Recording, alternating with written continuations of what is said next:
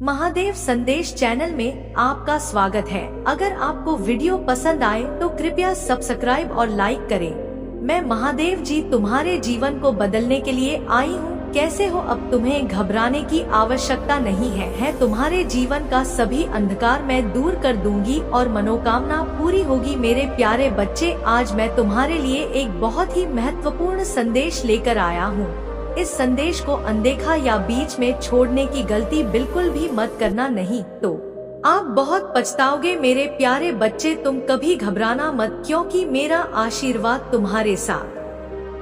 सदैव है। तुम्हारे परिवार के ऊपर सदा सर्वदा बना रहेगा। मेरे प्यारे बच्चे, आज के बाद तुम्हारे जीवन में वह चमत्कार दिखे जिसको तुमने कभी कल्पना भी नहीं की। मेरे बच्चे, मैं आज तुम्हें बताने आई हूँ कि मैंने तुम्हारे जीवन के लिए एक बहुत बड़ा फैसला ले लिया है। और इतना बड़ा फैसला मैंने क्यों लिया, क्या कारण है उसके पीछे जो कि मैं इतना बड़ा फैसला लेने पर मजबूर हो चुकी हूँ। ऐसा कौन सा कारण है जिस कारण से मैं इतना बड़ा फैसला लेने पर मजबूर हो गई हूँ, वह तो मैं तुम्हें बताऊंगी ही, लेकिन उसके पहले मैं तुम्हें कुछ बातें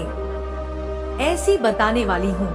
जिन बातों को तुम्हारे लिए जान उतना ही जरूरी है जितना कि यह जानना कि मैंने तुम्हारे लिए कौन सा फैसला लिया है। इसलिए मेरे बच्चे, यदि तुम चाहते हो कि तुम मेरी बातों को और मेरे फैसले को जान पाओ और उस महत्वपूर्ण बात को जान पाओ जिस महत्वपूर्ण बात की वजह से मैंने यह फलिया है, तो तुम बीच में मेरा संदेश छोड़ने की भूल बिल्कुल भी मत करना, क्योंकि आधी बात सुनोगे तो तुम्हें आधी बात समझ में आएगी, पूर्ण बात सुनोगे तो तुम्हें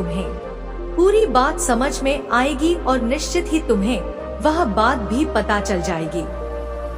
जो तुम्हें पता नहीं है कि किस कारण से मैंने तुम्हारे लिए यह फैसला ले लिया है। फैसले को जानने से पहले तुम इस बात को सुनो कि तुम महादेव की शक्ति पर विश्वास रखते हो। तुम जब भी उनके समक्ष पूजा करने बैठते हो, तुम्हारे हृदय में एक ही भाव होता है कि मेरे महादेव कभी ना कभी हमारी परेशानियों को समाप्त करेंगे, हमें वह देंगे जो हमें चाहे। हम जिस कार्य को कर रहे हैं और भरपूर कोशिश कर रहे हैं उसे पूरा अवश्य करेंगे। लेकिन मेरे बच्चे, तुम्हारे समक्ष एक ऐसी शक्ति आ चुकी है जो कि तुम्हारी इन सब बातों को सुन रही है। तुम महसूस करो उस शक्ति को, तुम्हें स्वयं उस शक्ति का आभास होगा, क्योंकि तुम्हारा जीवन तुम्हारा है और कर्म भी तुम्हारा है, तुम्हारी सोच भी तुम्हारी है और धर्म भी तुम्हारा है। लेकिन तुम जो कार्य कर रहे हो उसका फल क्या तुम्हें देना है, वह तो नहीं, मैं तय करूँगी। जो तुम महादेव से बार बार प्रार्थना करते हो वह मैं स्वयं सुनती हूँ और मैं तुम्हारी उन इच्छाओं को अवश्य पूर्ण करूँगी। लेकिन मेरे बच्चे, मेरे द्वारा लिया गया यह फैसला नहीं है। मैंने तुम्हारे लिए एक ऐसा फैसला ले लिया है जिस फैसले पर तुम्हें खरा उतरना है और मुझे पूर्ण विश्वास है कि तुम उस फैसले पर खरे उतर पाओगे और जान पाओगे कि तुम्हारे जीवन में तुम्हें सही और सत्य को कैसे साबित करना है। अर्थात तुम्हारे जीवन में जब जब तुम्हें किसी भी बात को साबित करना होगा तो तुम कैसे साबित करोगे। किसी भी व्यक्ति के समक्ष अपनी बात को रखने के साथ साथ तुम्हें धैर्य रख करके उस बात का मूल्यांकन करना होगा और तुम उस समय का भी इंतजार करोगे जिस समय वह व्यक्ति तुम्हारी बात पर पूर्ण विश्वास करे और तुम्हें उस समय धीरज रखना होगा। इसके साथ साथ तुम्हारे हृदय के अंदर अभी अभी जो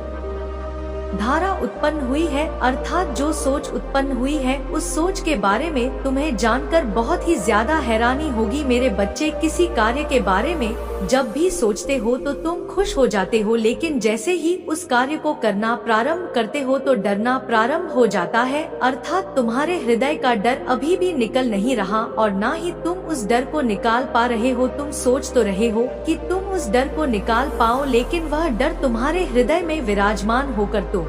पर हावी हो चुका है। उसका कारण केवल इतना है कि जब जब तुम किसी भी कार्य या पर कदम बढ़ाते हो तो तुम अपने कदमों को बढ़ाते हुए डरते हो। इस बात का भय तुम्हें सताने लगा है कि तुम्हारे इर्द गिर्द रहती शक्ति क्या तुम्हें पूर्ण रूप से जीत प्राप्त कराएगी, क्या जो तुम काम कर रहे हो उसे पूर्ण करेगी। मेरे बच्चे, वह शक्ति जो तुम्हारी हर बात को सुनती है और हर बात को समझती है, क्या वह तुम्हें जीत के लिए शक्ति देगी या नहीं। और ही एक कारण है जिस कारण की वजह से मैं यह फैसला लेने पर मजबूर हो गई हूँ कि अब चाहे कुछ भी हो जाए, लेकिन तुम्हारे जीवन में मैं ऐसा कभी नहीं होने दूंगी। और वह कुछ बात ऐसी है कि जब जब तुम महादेव से प्रार्थना करते हो, जब जब तुम उनके समक्ष अपनी परेशानी को कहते हो, कोई बात कहते हो, तो तुम्हें बस केवल एक कार्य करना है और तुम परेशानी मुक्त हो जाओगे। क्योंकि मेरे बच्चे अब ध्यान दो जो कह रही हूँ। जब भी आज के बाद तुम महादेव के समक्ष पूजा करने जाओगे या किसी भी बेलपत्र को चढ़ाओगे या कोई भी ऐसा पुष्प चढ़ाते हुए या किसी भी पूजा में तुम केवल भोलेनाथ को स्मरण कर रहे हो, तो जब तुम भोलेनाथ के समक्ष पूजा करते हो अर्थात शिवलिंग पर पूजा करने जाते हो, उस समय जब भी तुम शिवलिंग को भोलेनाथ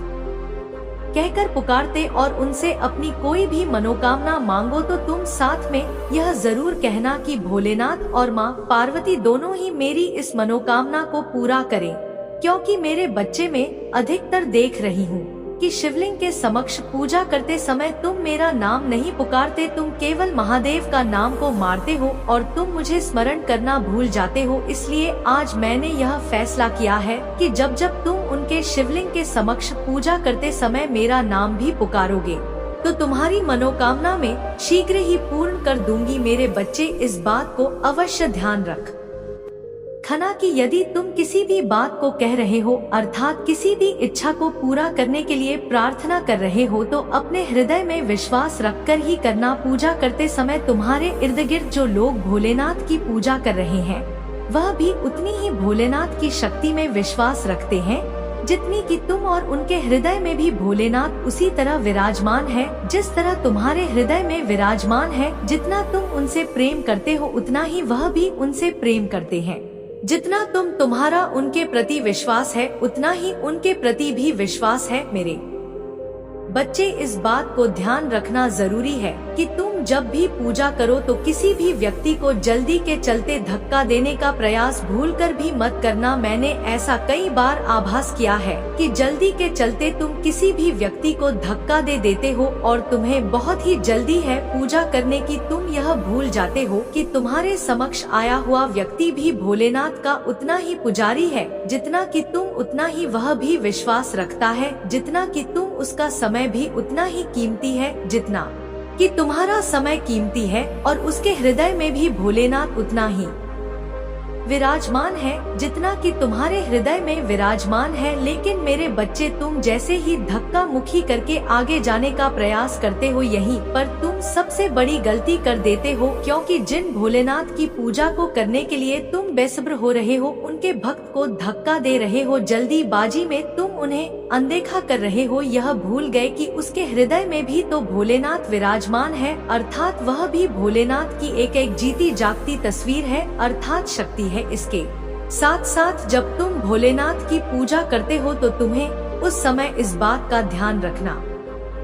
चाहिए कि जिस जगह पर तुम खड़े हो पूजा के समय वह पूरी जगह भोलेनाथ की शक्ति से संपन्न है अर्थात वहाँ पर भोलेनाथ की शक्ति पहले से मौजूद है। इसलिए मेरे बच्चे कोई भी ऐसा कार्य जो तुम्हें छोटा दर्शाता है यह तुम्हारे जीवन के लिए सही नहीं है। अर्थात महादेव की उस शक्ति को पहचानो जिस शक्ति के द्वारा तुम जीवन में कभी भी किसी भी इंसान के साथ साथ देवीय शक्ति की जब तुम इज्जत करोगे और किसी भी इंसान को इस प्रकार से देखोगे कि वह देवी शक्ति ने ही बनाया है या बनाई है। मेरे बच्चे संसार के हर व्यक्ति किसी भी इंसान को यह बात कभी नहीं भूलनी चाहिए कि वह जिस ईश्वर को देखना चाहता है अर्थात जिसे वह मूर्ति में देखता है, किसी भी ऐसी प्रतिमा में देखता है जिसको वह बहुत मानता है, वह शक्तियाँ सभी इंसानों में विद्यमान है क्योंकि उनके हृदय में विद्यमान है। और यदि ईश्वर के बनाए हुए इंसान का निरादर करता है या वह उन्हें अनदेखा कर देते या वह उन्हें अनदेखा कर देता है तो निश्चित ही वह ईश्वर की बनाई हुई शक्ति का निरादर करता है। इसलिए मेरे बच्चे कभी भी यह बात मत भूलो कि तुम्हारे जीवन में जो कुछ हो रहा है वह ईश्वर की मर्जी से हो रहा है। कर्म जो कर रहे हो वह तुम अपनी मर्जी से कर रहे हो। तुम्हें जो कर्म सही लगते हैं वह तुम करते हो और जो ईश्वर को तुम्हारे लिए सही दिखाई देता है ईश्वर तुम्हारे लिए अवश्य करते हैं। यदि तुम्हें कोई भी चीज गलत दिखाई देती है या तुम्हें ऐसा आभास होता है कि तुम्हारे जीवन में कुछ गलत हो रहा है, तो इस बात का विशेष ध्यान रखो कि वह तुम्हारे साथ गलत नहीं हो रहा। तुम्हारे जीवन में आगे के समय में तुम्हें उसका फल प्राप्त होगा, अर्थात तुम्हें आगे जाकर इस बात का आभास होगा कि जो तुम्हारे जीवन में हो चुका है वह सही हो चुका है और तुम्हारे जीवन के लिए वह अति उत्तम है। यदि तुम इस तरह के भाव को लेकर चलते हो तो निश्चित ही जीवन में आगे जाकर तुम बहुत ही ज्यादा खुशियाँ प्राप्त करते हो, बहुत ही ज्यादा तुम मेरे आशीर्वाद को प्राप्त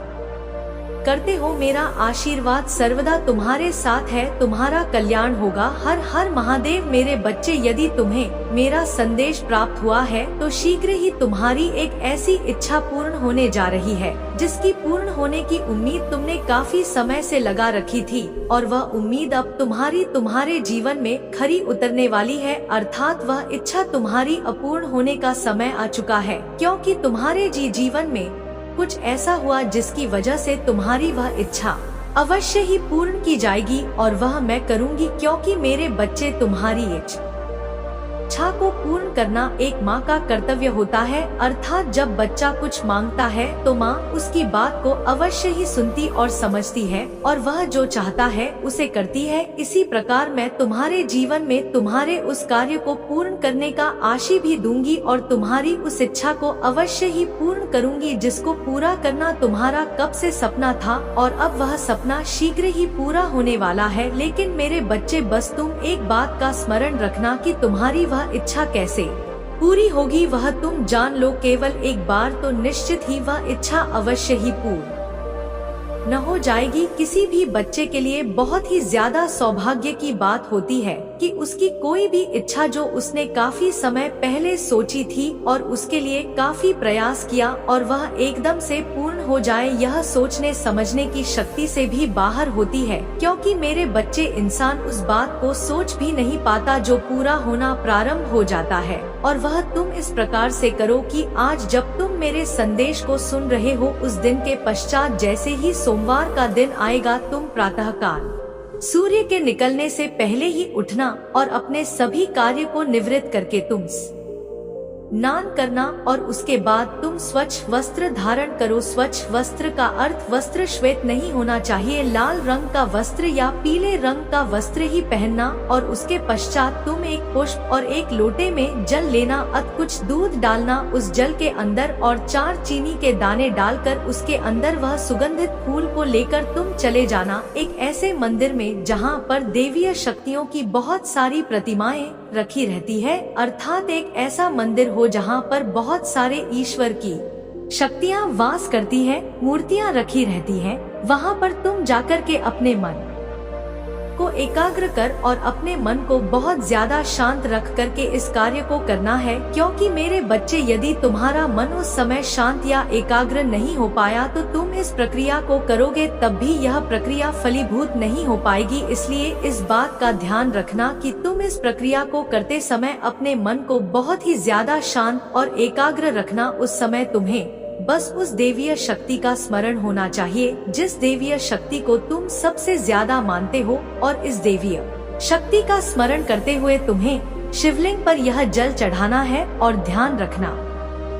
कि तुम अपने लोटे को अंगूठे की और उंगलियों की सहायता से कुछ इस प्रकार पकड़ना। जब तुम जल डालो तो तुम्हारा लोटा तुम्हारे सिर से ऊंचा ना निकले, अर्थात तुम्हारे सिर से नीचे और तुम्हारी छाती के बराबर वह लटा होना चाहिए। और जैसे ही तुम जल को अर्पित करोगे उस समय शिवलिंग को बहुत ही ज्यादा ध्यान से देखते हुए बार बार ओम नमः शिवाय बोलते हुए उस पर चंदन से केवल एक बार टीका करते समय तुम्हारी जो भी मनोकामना होगी वह मांग लेना और मनोकामना को केवल एक बार ही बोलना है, वह भी बहुत ही ज्यादा ध्यान से एकाग्र मन से। तुम्हारा मन एकत्र हो तभी तुम उस बात को कहना, क्योंकि मेरे बच्चे, जब तुम्हारा मन एकाग्र होता है उसी समय बोली गई बात ईश्वरीय शक्ति अवश्य ही सुनती है और वह बात ईश्वरीय शक्ति तक अवश्य ही पहुंचती है। तुम जैसे ही इस बात को बोलो तुम्हें यह बात नहीं बोलनी है और जल को अर्पित करने के पश्चात, प्रणाम करने के पश्चात अपने घर आ जाना और आने के पश्चात यह कार्य लगातार तुम्हें 22 दिन तक करना होगा, अर्थात सोमवार से लेकर के प्रतिदिन तुम्हें शिवलिंग पर जाकर जल को अर्पित करना है और शिवलिंग के समक्ष अपने उस देव का नाम लेकर जो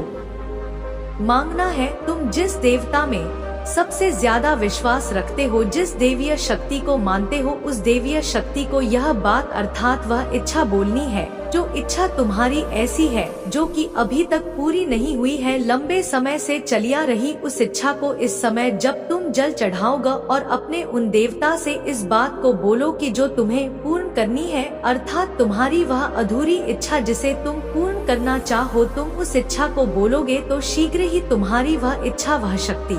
सुनेगी भी और पूर्ण भी करेगी। क्योंकि मेरे बच्चे, जब मन एकाग्र होता है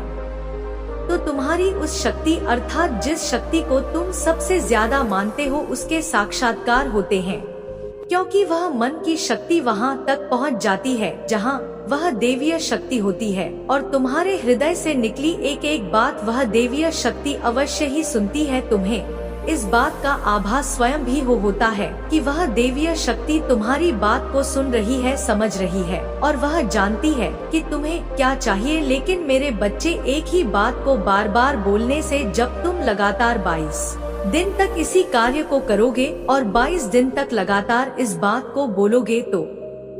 वह देवीय शक्ति तुम्हारी बात को सुनने के पश्चात विवश हो जाएगी और उस कार्य को अवश्य ही पूर्ण करेगी जिसको तुम पूर्ण करना चाहते हो, अर्थात तुम्हारी उस इच्छा को वह पूरा अवश्य करेगी जिसे तुम पूरा करना चाहते हो। और यदि तुम्हारे मन के अंदर यह शंका अभी भी है कि इस कार्य को करने के पश्चात जब तुम देवीय शक्ति से कुछ कह रहे हो अर्थात अपनी इच्छा के बारे में, जब तो देवीय शक्ति को बता रहे हो, पूर्ण करने की के लिए कह रहे हो, और यदि तुम्हारे मन के अंदर यह शंका उत्पन्न हो रही है, मेरे बच्चे, तुम्हारे बोले हुए उस कार्य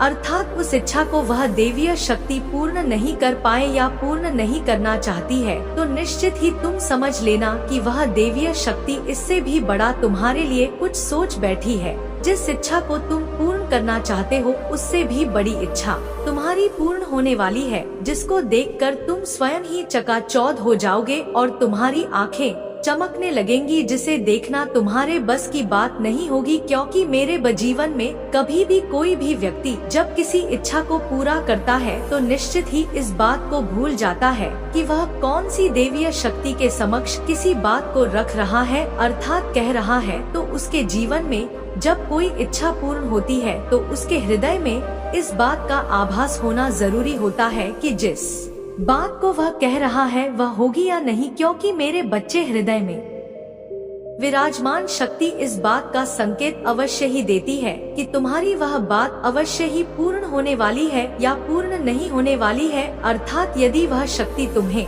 इस बात का संकेत देती है कि तुम्हारी वह बात पूर्ण होने वाली नहीं है तो इसके लिए तुम्हें ज्यादा निराश होने की या हताश होने की या उदास होने की आवश्यकता बिल्कुल भी नहीं है। केवल तुम्हें अपने मन के अंदर इस विश्वास को रखते हुए आगे बढ़ना है और हमेशा इस कार्य को करना है। अर्थात 22 दिनों के बाद तुम प्रति सोमवार को इस कार्य को करते रहोगे तो तुम्हारे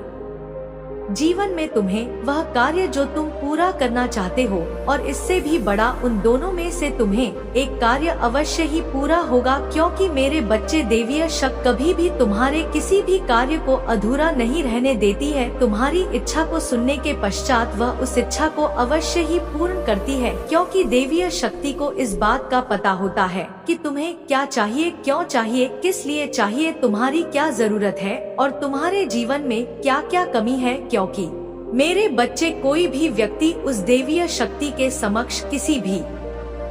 बात को कहता है, देवीय शक्ति तभी उस बात को नहीं जानती, बल्कि देवीय शक्ति को वह बात पहले से ही पता होती है। लेकिन जब कोई व्यक्ति किसी बात को बार बार कहता है, बार बार प्रार्थना करता है, तो देवीय शक्ति विवश हो जाती है और उसकी तरफ पूरी तरह से आकर्षित होती है, उसके कार्यों को करने में जुड़ जाती है। क्योंकि देवीय शक्ति को इस बात का आभा होता है कि तुम जिस शक्ति को मान रहे हो वह एक ही शक्ति है, जिससे मांग रहे हो वह भी एक ही शक्ति है। अर्थात जिससे कुछ कह रहे हो, कोई भी परेशानी कह रहे हो, अच्छी बात कह रहे हो, जैसा भी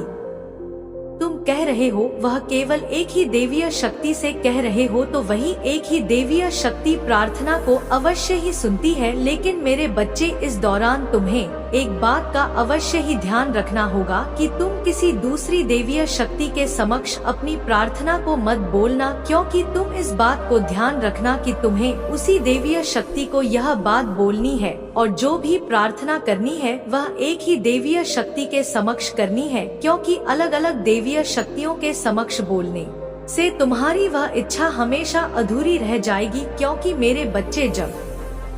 तुम किसी भी एक देवीय शक्ति के ऊपर पूरा विश्वास रखते हो और विश्वास पूर्वक किसी भी एक देवीय शक्ति को अपनी इच्छाओं को बताते हो तो निश्चित ही तुम्हारे जीवन में वह इच्छा पूर्ण होने का समय आ चुका होता है और वह देवीय शक्ति पूरी शक्ति के साथ तुम्हारे कार्य को कर प्रारंभ करती है। लेकिन मेरे बच्चे, कभी कभी तुम दर दर ठोकरें खाने के लिए मजबूर हो जाते हो, तब तुम्हारे जीवन में ऐसा ही कुछ होता है कि तुम बार बार कभी किसी से प्रार्थना करते हो तो ऐसे में देवीय शक्तियों का भी मन उलझ कर रह जाता है कि कौन सी देवीय शक्ति तुम हमारी उस इच्छा को पूरा करेगी, क्योंकि देवीय शक्तियाँ भी इंसान की तरह होती है। वह भी एक दूसरे के लिए हमेशा उलझी होती है कि जिससे तुमने प्रार्थना की वह तुम्हारी प्रार्थना को सुने, और तुम यदि हर देवीय शक्ति से अपनी प्रार्थना को करोगे तो देवीय शक्ति एक दूसरे की बात को इस प्रकार से समझे कि वह देवी शक्ति तुम्हारी बात को सुनेगी, वह देवीय शक्ति तुम्हारी उस इच्छा को अवश्य ही पूर्ण करेगी और ऐसे में तुम्हारा जीवन और भी ज्यादा उलझ का रह जाएगा। ना तो तुम उन देवीय शक्तियों के अनुसार किसी भी इच्छा को पूरा करवा पाओगे और ना ही कोई देवीय शक्ति आगे आ पाएगी तुम्हारी उस इच्छा को पूरा करने के लिए, क्योंकि मेरे बच्चे, इच्छाओं को पूरा करने के लिए भी देवीय शक्ति की शक्ति को इकट्ठा करना अत्यंत आवश्यक है और वह शक्ति केवल तब इकट्ठी होती है जब तुम्हारा दबाव या तुम्हारी प्रार्थना एक ही तरफ हो। यदि तुम जगह जगह मंदिरों में जाओगे और जग जग हर देवीय शक्ति के समक्ष माथा टेकते हुए प्रार्थना करोगे, इच्छा बोलोगे, तो निश्चित ही देवीय शक्तियाँ शीघ्र ही ना तो इच्छा को पूरा कर पाती है और ना ही तुम्हारी किसी बात को सुन पाती है। मेरे बच्चे, एक बात को और भी ध्यान रखना कि यदि तुम किसी भी देवीय शक्ति के समक्ष पूजा करते हो तो तुम इस बात को हमेशा स्मरण रखना कि किसी भी देवीय शक्ति को पूजा करते समय किसी अन्य देवी शक्ति को अधूरा मत छोड़ना, उनकी भी पूजा करना, क्योंकि देवीय शक्तियों की पूजा सभी की करनी अत्यंत आवश्यक होती है। अर्थात कोई भी अधूरी इच्छा होती है उसके बारे में केवल एक ही देवीय शक्ति का चुनाव करना, जिस देवीय शक्ति पर तुम्हें सबसे ज्यादा यह भरोसा हो, तुम्हारा हृदय इस बात को माने कि वह देवीय शक्ति तुम्हारी इस इच्छा को अवश्य ही पूर्ण कर सकती है। फिर तुम्हें स्वयं ही दिख जाएगा कि तुम्हारी वह इच्छा कैसे वह झट से पूरी करती है और तुम खुली आंखों से जिस सपने को पहले से देख रहे थे वह सपना तुम्हारा पूरा होने लगा है और तुम्हें भी इस बात का आभास हो ही जाएगा कि जो देवीय शक्ति तुम्हारी बात को सुन रही थी, जिसके समक्ष जाकर तुम बार बार प्रार्थना कर रहे थे, उस देवीय शक्ति ने तुम्हारे उस कार्य को पूर्ण करना प्रारंभ कर दिया है। लेकिन मेरे बच्चे, उसके लिए तुम्हें कुछ समय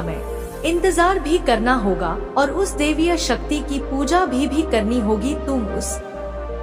देवीय शक्ति का साथ ना छोड़ करके बार बार उनके समीप रहो, बार बार उन पर विश्वास करो, बार बार उनकी पूजा करो उनके समक्ष। कभी भी तुम्हारे मन के अंदर अविश्वास हो पन्न नहीं होना चाहिए। हमेशा तुम्हारे मन के अंदर विश्वास भरा रहेगा तो निश्चित ही वह देवीय शक्ति विवश हो जाती है तुम्हारे उस कार्य को पूरा करने के लिए। और वह देवीय शक्ति भी इस बात को भली भांति जानती है कि जो व्यक्ति उनके ऊपर पूर्ण रूप से विश्वास रखता है वह उसके विश्वास को ना तो कभी तोड़ती है और ना ही कभी टूटने देती है। यदि कोई भी व्यक्ति अविश्वास से किसी भी बात को कहता है तो वह उसकी बात को ना तो सुन पाती है, ना ही समझ पाती है और ना ही उनकी इच्छा को शीघ्र ही पूरा कर पाती है। मेरा आशीर्वाद तुम्हारे साथ रहेगा, तुम्हारा कल्याण हो। हर हर महादेव। मेरे बच्चे, मैं आज तुम्हें बताने आई हूँ कि तुम शीघ्र ही इस कार्य को होने से रोक लो, क्योंकि तुम्हारे जीवन पर इस कार्य का सबसे गहरा प्रभाव पड़ रहा है और तुम्हारे जीवन में इस कार्य को करते करते कुछ ऐसा होने वाला है जो कि नहीं होना चाहिए। इसलिए तुम्हें इस कार्य को निश्चित ही रोक लेना चाहिए। वह कार्य कौन सा है? वह मैं तुम्हें बताऊंगी और तुम्हें एक ऐसे कार्य के बारे में बताऊंगी जिस कार्य को तुम्हें रोकना अति आवश्यक है, और तुम उन दोनों ही कार्यों को बहुत ही ज्यादा ध्यान पूर्वक सुनना और समझना। लेकिन उससे पहले केवल एक बार मेरी खुशी के लिए हर हर महादेव जरूर लिखना मेरे बच्चे। मैं तुम बताना चाहती हूँ कि तुम अपने जीवन में इस कार्य को शीघ्र ही रोक लो, क्योंकि यह कार्य तुम्हारे जीवन से तुम्हारी शक्ति को समाप्त कर रहा है। वह शक्ति तुम्हें जो आगे बढ़ने के लिए सहायता करती है और तुम्हें जीवन में कई जगहों पर मदद भी करती है।